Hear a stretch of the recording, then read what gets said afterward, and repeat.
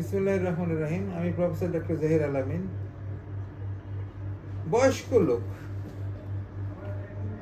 বমি হলো, ডায়রিয়া হলো, অথবা খেতে ইচ্ছে করলো না, খাওয়া বন্ধ করলো। আমার এক বন্ধু আমেরিকাতে বিরাট বড় ডাক্তার, হার্টের ডাক্তার, ইনভেসিভ কার্ডিওলজিস্ট। তার মাটা গতকাল মারা গেল। ভালো ছিল, একদম ভালো ছিল। দুইটা ঘটনা ঘটলো, তার একটু ডায়রিয়া হলো, আর এই গরমের মধ্যে প্রচণ্ড গরম, নিশ্চয়ই তার একটু ঘাম টাম বেশি হয়েছিল। দুইটা কারণে তার শরীরে ইলেকট্রোলাইট কমে গেল। বিদেশে অত্যন্ত একটা কম্পিটেন্ট ডাক্তারের তত্ত্বাবধানে থাকার পরেও কিন্তু সে রোগীটা মারা গেলেন কয়েকদিনের মধ্যে। কারণ কি জানেন? কারণ হলো চিকিৎসাটা ইনিশিয়েট করতে দেরি হয়ে গেল। কারণ ওনার বয়স ছিল অনেক বেশি, 91 বছর বয়স। মানুষের বয়স যখন বেশি হয়ে যায়, আমাদের বাফার ক্ষমতাটা অত্যন্ত কমে যায়।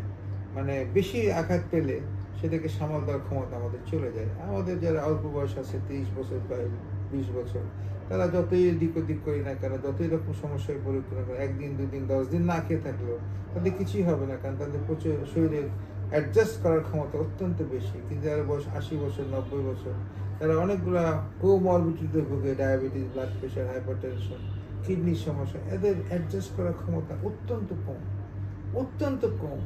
তাদের জন্য বেঁচে থাকাটাই একটা আশ্চর্য, অষ্টম আশ্চর্য।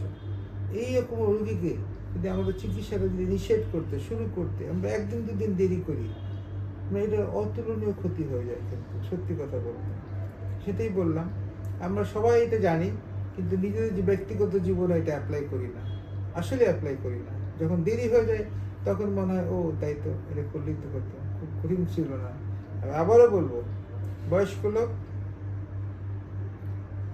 খাইতে ইচ্ছা হলো না, আজকে খাবো না, ডায়রিয়া হলো অথবা বমি হলো, একবার আপনি দয়া করে আপনি ওটস সালান খান যদি আপনার ডায়াবেটিস না থাকে, আর আপনি রাইস সালান খান যদি আপনার ডায়াবেটিস থাকে। ঢাকা শহরে এখন ইলেকট্রোলাইট স্যালাইন পাওয়া যায়, ইলেকট্রোলাইট পাওয়া যায়, এটা খান। সাম সর্ট ডাবল পানি খান, সাম সর্ট অফ জিনিস আপনাকে খেতেই হবে, যাতে শরীরের পানির সাথে সাথে লবণটাকেও যেন দেওয়া হয়, তা নাহলে কিন্তু বিরাট ক্ষতি হয়ে যেতে পারে। এটা আপনাকে মনে রাখতে হবে, ফর গডস সেক এটা ভুলে যাবেন না। আর যখন আপনি এটা ভুল করবেন তখন আপনাকে খেসার জীবন দিয়ে দিতে হবে। এই জিনিসটা মনে রাখেন দয়া করে। আর একটা কথা বলি কি,